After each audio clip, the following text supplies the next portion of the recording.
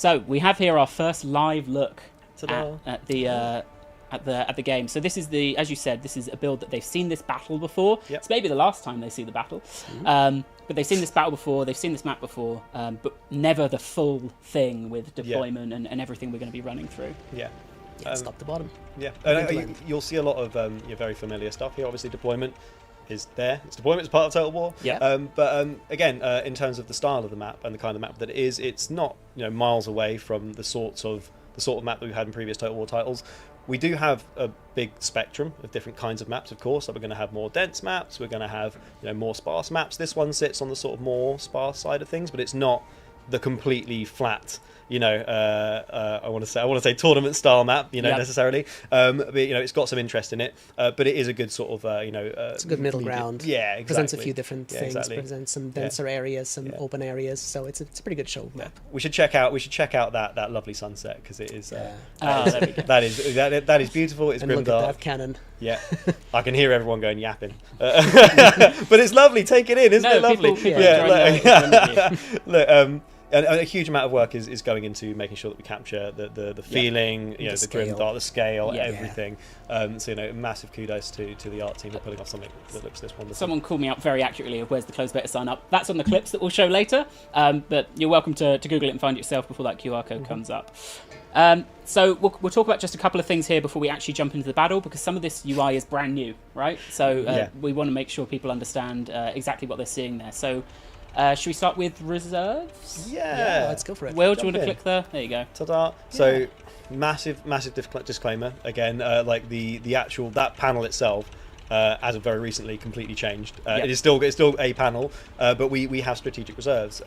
So a big part of this game is basically teeing up the forces that you're going to bring into the battle from your campaign, and having them come in their various different ways. So you may have some opportunity to sort of shuffle some units around during deployment, like what do you want to have your starting army as. But then there will be more restrictions as well. Let's say you're playing Space Marines and you have a fleet in orbit. You'll have some people racked up on that fleet that you won't necessarily be able to start the battle with, but you can join the battle with them throughout using the strategic reserves panel, bringing them in via very violent and upsetting ways such as drop pods. We don't have sorry, Pedro. No, I was going to say, like, you'll have to consider at deployment whether you want to bring your full force in or if you want to keep some stuff in reserves so that they can fly in on Thunderhawks later to surprise the enemy.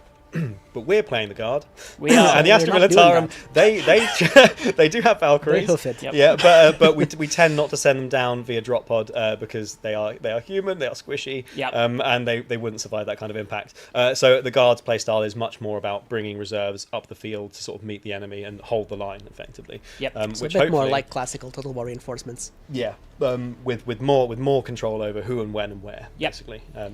Then there's two other things we'll touch on before we get to battle. Actually, do you know what? People seem pretty interested in what we're saying rather than having a go at me for not telling Will to press start battle.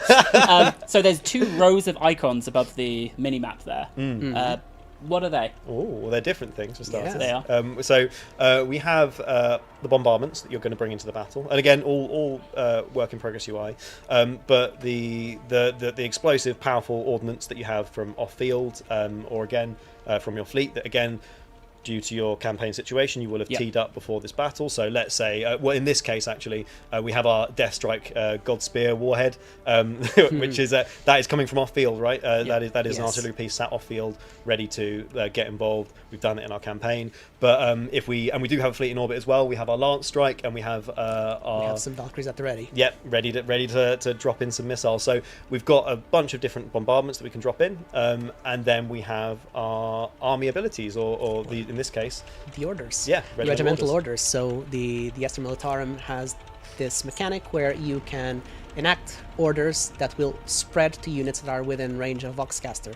So their playstyle is making sure that you have all of your units close enough to a command unit that can then issue these orders, which will give them different buffs that you will use to manage your situation in the field to adapt to what you need. Yep. Very similar, inspired by their tabletop mechanics, right? Of course, yeah, and again, just how the guards should operate, right? Again, like coming from the lore, like they are waiting for their orders. They are the human wall. Yes. So part of that playstyle with the guard that we'll hopefully see if Will's Will does his does the best he can.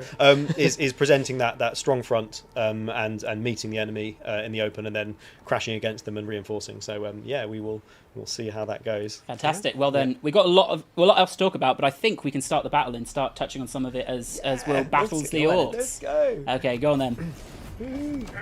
So one thing to point out is the Cassicans were not in the deployment zone. No. So they had forward deployment. Yeah, forward scouts. Yeah, classically Vanguard deployment. But yeah, forward scouts. Yeah, so they are able to deploy from the front, obviously with some limitation, and scout out the battlefield for you and have better vision, better visibility.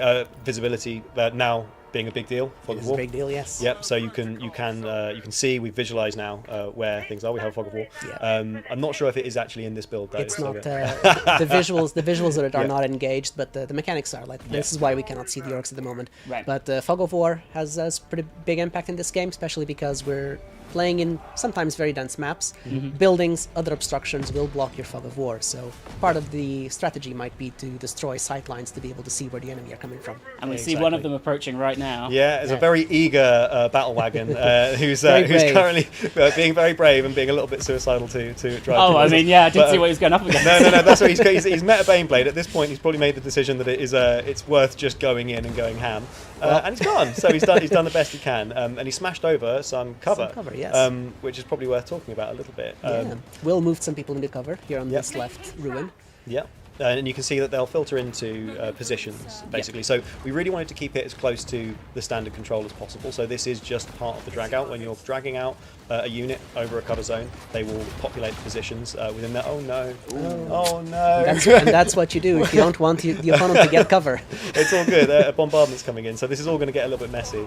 That Baneblade's trying to contribute though. Which is going to be a rough time for our poor guardsmen. So what this gives us a nice opportunity to talk about is the destruction of cover and how that works too. So we have cover zones. They are pre-established within the map, and it's a combination of the simulation of the actual projectiles being fired and hitting those cover pieces. Those can be destroyed, but within those cover zones as well, we are doing a few things to sort of keep it established. So we have a concept of evasion, and as long as you're within a cover zone, you're slightly harder to hit. The enemy is more likely to miss you. And what gets destroyed does leave behind a little bit of detritus, as you can see. So basically, there's always a little bit of effect there. What we didn't really want is for players to have to sort of constantly think about, is there cover there? Isn't there cover there? Did it move? Did it get fully destroyed? So there is an impact. There is a simulated impact. It will become slightly less effective, but it still holds on to some of its teeth. Which is we're finding to play really nicely. But this is the point of coming to closed beta, right? Is to start to really actually fence this with everyone that is going to spend, I hope, a great deal of time like we are playing this game and enjoying it, and figuring out where to take it and how to sort of really dial into the guts of it. It's gone really well on that left flank, hasn't it? They've thrown everything at him. So maybe some reinforcements at the back for a second wave. Maybe get the Baneblade involved. But no, the cover zones. Most of the areas in this map that you see that have tons of cover pieces have sandbags, look fortified. These are the proper cover zones that'll give you both the simulated impact and the buff. But staying behind positions of cover can also exist in some other contexts. For example, if you bring in a very, very large bombardment, it'll make a crater. This crater will allow you to dock some units to it to have the simulated benefit of being behind something that cannot be shot at.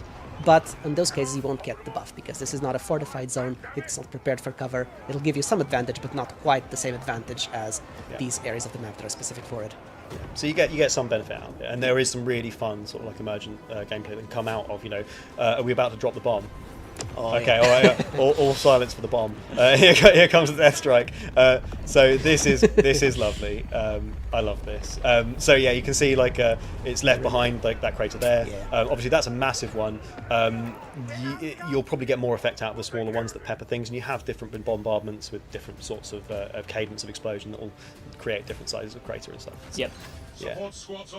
Super fun. Awesome. How's it? It's we need the second front. We need the second front. Do you think it's worth talking about projectiles in some?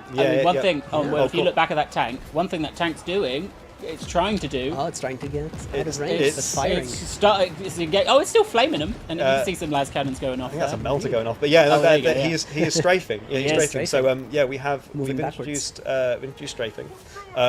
It's a modified movement basically. For your mouse and keys, you can hold down Alt as you drag out. You can just move in that direction. It's not limited to vehicles. We want everyone to have this potential to strafe, but with different proficiency. Yeah. Let's say that. So. Infantry can strafe, everyone can strafe, but we want to make sure that the different sort of asymmetry and skills of the units are represented. So guardsmen, etc., they'll be able to move backwards slowly whilst firing. Orcs can do it if you're that organised and really want to be backing away. It's not the playstyle you want to go for with Orcs necessarily, but when it really shines is where you get your powerhouses like Space Marines who are so powerful and super accurate. Don't lose any accuracy by doing it. Exactly right. So there are negatives to strafing, but what it allows you to do is you like move sideways, move backwards, and really reinforce your positional gameplay. Because I think a really big part of what makes Total War so crunchy and fun is the positional gameplay. Like, oh no, little craters and lots of limbs. That's always been our objective. So we're building a game in the 41st millennium when we want to bring all the good Warhammer goodness, but we still want this to feel like a proper Total War game. Yeah. So Total War is a lot about positioning and moving your troops in the right place and attacking the enemy from the right angles. So we still want to drive gameplay primarily through that. Absolutely. I guess we'll talk more about like how the combat paradigm works later. Yeah. But yeah, that positional gameplay is super important, right? So things we'll talk about it later, but yeah, the suppression, flanking, etc. At range is all really important to take down your opponent and make sure you are enfilading, getting around them, encircling them, and bringing them down, alongside using cover. We need more stuff. We need men. send We in need more more men. men. Send more men. Something like that. I can't remember if you touched on this when we were talking about reserves themselves, but where are these reserves coming from? If you're on a campaign map. Right. Okay. Yeah. So this will be your surrounding armies, and people that are up on your people, might not be people, Xenos as well. Those that are on your fleets. Yep. So basically, surrounding armies can get involved in these battles. Obviously, yeah, there is a total limit of armies that will be able to get involved in a conflict. But yeah, you can bring in in some cases up to 40 onto the battlefield, and you'll be able to get involved. Might be quite difficult to get up to 40 Space Marine units in one place. Yep. Right. But that is definitely not hard to do with guard. Yeah. So That is the whole point. yeah, absolutely. So A little detail about reserves as well that might be worth noticing is at the top, the balance of power bar. You might notice that it has a little divot and another section that basically indicates how many units are in the field and how many units are still to come in. So you can see that still have a little bit of units to come in from the Esther Mill, and the development in progress is kind of hiding the Orc bar, but I believe they have deployed everything at this point, so no more surprises from the Orcs. yeah, we've got a little bit more in the cannon, although they do have a stomper. Honestly, that they've got a taken a stomper. beating as well. Yeah. This and is rough. He's a scary guy. Maybe He's we'll a make scary, it. Scary Maybe guy. we'll make it. We really wanted to put the biggest thing that we could get away with in a Total War game. We're looking at putting bigger things in later down the line, of course. But yeah, this will be the biggest thing we've had in a Total War. So yeah, I'm very excited about that. You're going to need that low health Baneblade, Will. That's going to have to shoot that Don't stomper. let him die. Yeah, you will Get need around him. Awesome. So you can see here, as we kind of predicted, right? He's got a second wave of the guards. Yep. So the first took out what they could, but that's just a huge number of orcs that Yep. have just managed to smash through.